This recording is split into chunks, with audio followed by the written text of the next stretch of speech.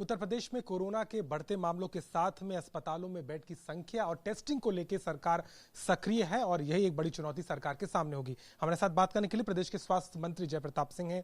Sir, किस तरीके से सुनिश्चित कर रहे हैं जो बेड्स की अवेलेबिलिटी है, क्योंकि कई अस्पतालों में इस तरीके की खबरें आई, कुछ लोगों ने भी मांग की कि उनको बेड्स नहीं मिल पा रही। इस समय प्रदेश में क्या स्थिति, अगर हम बेड्स की बात करें? देखिए, 3-4 दिन पहले जो अचानक 1500-2000 की संख्या जंप किया था, खास करके लखनऊ जैसे राजधानी में, उस समय थोड़ी बेड्स की संकट आ गई थी। इस 3-4 दिन के अंदर हम लोग ने बेड्स की पूरी व्यवस्था कर दी है। खास तौर के मेडिकल कॉलेजेस में जहां वेंटिलेटर या आईसीयू की व्यवस्था होती, उसमें हमको थोड़ी परेशानी होती। वो भी पीजीआई, केजीएमयू और आरएमएल ने अपने जितनी भी क्षमता थी उतना बढ़ा के उन्हें तैयार कर लिया है। उसके अतिरिक्त जितने भी हमारे प्राइवेट मेडिकल कॉलेजेस हैं या बड़े कॉलेजेस हैं मेडिकल के, उन सबको जोड़ दिया है। पिछले बार भी वो जुड़े थे, इस बार भी जोड़ दिया गया है और उनको बोल भी दिया गया है कि वो अपना उसमें तैयार कर लें और तैयार करके अपना व्यवस्था प्रारंभ कर दें। तो जितने भी हमारे इस तरह के पीजीआई और केजीएमयू और आरएमएल मिला के 37 ऐसे हॉस्पिटल है। बलरामपुर को हमने अभी 300 बेड की व्यवस्था शुरू भी कर दिया है। बलरामपुर में कल मैं स्वयं गया था देखने के लिए, 217 बेड तैयार हो गए थे, आज 300 तक पूरा हो जाएगा। वहाँ भी पेशेंट आने लग गए, वहाँ भी हर बेड पर हमने ऑक्सीजन सिलेंडर और ये सब तैयार कर लिया है, तो वहाँ कोई दिक्कत नहीं है। इस तरह करके हमारा 4000 से ऊपर के बेड हो गए और अगले 2-3 दिन में अभी 2-3 हज़ार और बढ़ जाएंगे। तो यहाँ के राजधानी के लिए हमने पूरी तरह व्यवस्था कर दिया है। अब जो पेशेंट, जितने भी पेशेंट आएंगे उसको हम आराम से एडजस्ट कर पाएंगे। जिस तरह का श्रेणी है, क्योंकि उसमें अक्सर 75 to 80% आपका होम आइसोलेशन में होता है, बाकी आपका 20% आपका इस तरह के लोग होते हैं जो हल्के से लेके सीरियस टाइप के होते हैं, जिनको अस्पताल में दाखिला करना पड़ता है। वो पूरी व्यवस्था हम लोग कर रहे हैं। और पूरे प्रदेश में भी हमने L2 की व्यवस्था जो हमारा बंद कर दिया गया था उसको पुनः शुरू कर दिया है। हर डिस्ट्रिक्ट में हमारा L2 की व्यवस्था चालू हो गया है और अगल बगल के जो मेडिकल कॉलेजेस है उसमें पहले से व्यवस्था थी, उसको और बढ़ा दिया गया। सर, पिछले दिनों क्या ऐसा मेजर चैलेंज आपको समझ में आया? टेस्टिंग भी लगातार बढ़ी, मामले 15,000 के ऊपर चले गए। कहां पर आपको लगा कि संक्रमण किस कारण से फैल रहा है? और अगर बेड्स की हम बात करें तो जो लोग परेशान हुए उनको सुनिश्चित करने के लिए किस तरीके से आदेश दिए गए? देखिए, पिछले बार से अब की फर्क इतना पड़ा है कि ये इन्फेक्शियस ज़्यादा होने के नाते इसका स्प्रेड ज़्यादा हुआ है और स्प्रेड इतने तेजी से हो गया कि जिसके वजह से हम लोग अपनी तैयारी पूरी नहीं कर पाए। Initially number of patients and number of beds का अनुपात थोड़ा सा उसमें कम हो गया था, मगर अब ये हमको समय मिल गया तो हमने उसको ठीक भी कर दिया। हमारी टेस्टिंग हमने RT-PCR का लगभग 1 लाख तक हम पहुंचा चुके हैं उससे। और कॉन्टैक्ट ट्रेसिंग, जहाँ भी मिनी कंटेनमेंट जोन या जो भी हमारा कंटेनमेंट एरिया होता है उसमें 100% उसमें उसके अगल बगल के घरों में सैनिटाइजेशन भी करना और उनका टेस्टिंग भी करना, और उस परिवार या उस व्यक्ति का जो कोविड पॉजिटिव आता है उसका पूरा 100% 48 घंटे के अंदर कॉन्टैक्ट ट्रेसिंग करना अनिवार्य, तभी हम उस चेन को रोक पाएंगे।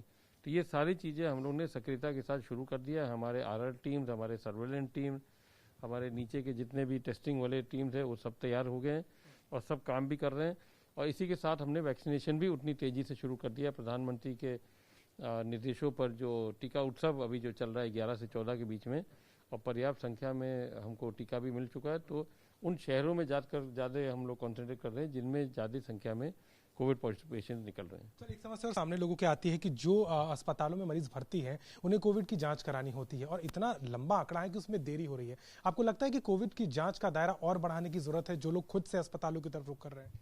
कोविड की जांच तो हम वैसे भी बढ़ा रहे हैं, क्योंकि हमारा RT-PCR जो मौजूदा हमारी संख्या है उन BSL-2 लैब पर हम उसको कैपेसिटी बढ़ाने के लिए मुख्यमंत्री ने आज निर्देश भी दिए हैं, तो उसको भी देखा जा रहा है। जितना जल्दी हम मशीन ले आए या उसको ऑटो वाले पर हम उसको शिफ्ट करें तो हमारा, जिससे हमारा केसेस डबल हो जाए, ये सब चीज़ हम लोग देख रहे हैं, जल्दी से करना शुरू हो जाएगा। सर, प्रवासियों को लेकर के एक बड़ा सवाल था कि जिस तरीके से लगातार अभी भी उत्तर प्रदेश में वो आ रहे हैं, ट्रेनों में भीड़ है, सड़क मार्ग से भी आ रहे हैं, उसको लेकर के टेस्टिंग के साथ साथ कैसे सुनिश्चित किया जाएगा कि संक्रमण ना फैले, क्योंकि जो नंबर है वो काफी ज्यादा आ रहे हैं पिछले 2 दिनों में?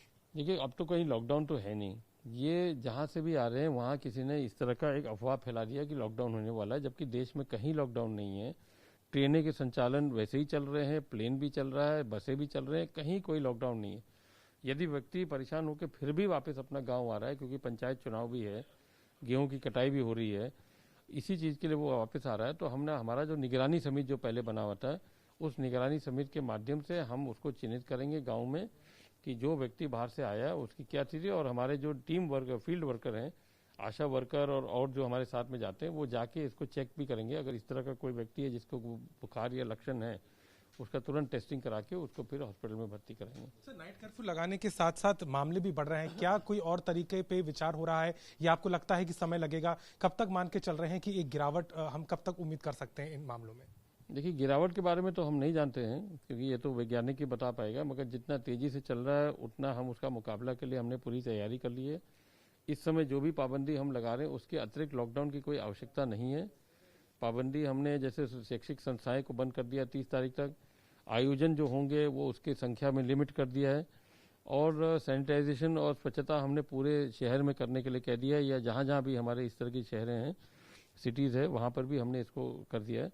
कॉन्टैक्ट ट्रेसिंग और टेस्टिंग अपने आप में बढ़ा हुआ है, तो ये सब करने पर हम लोग इसको कंट्रोल कर लेंगे। सर, एक आखिरी सवाल और है, जिस तरीके से जो कोविड के लोगों की मृत्यु हुई, शवगृह में जो लोग जा रहे हैं, वहां पर इस तरीके से तस्वीर मिल रही है कि वहां पर जगह कम पड़ रही है, उसको बढ़ाने के लिए कैसे काम कर रहे हैं और कितने इसमें काम अब तक हो चुका है?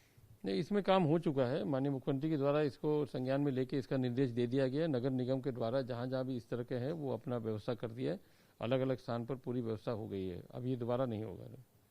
साफ तौर पर उत्तर प्रदेश के स्वास्थ्य मंत्री का कहना है कि लगातार बढ़ते मामलों के साथ में टेस्टिंग पर फोकस है, बेड्स की संख्या को बढ़ाने का भी काम लगातार किया जा रहा है। हालांकि जिस तरीके से पिछले दिनों में एक इजाफा दिखाई दिया, सरकार के लिए वो चिंता का विषय था, और यही कारण है कि अस्पतालों में भी लगातार मरीज अपने बेड और अपने मरीज को लेकर के परेशान दिखाई दिए थे। लखनऊ से कैमरामैन संजय सिंह के साथ अभिषेक मिश्रा।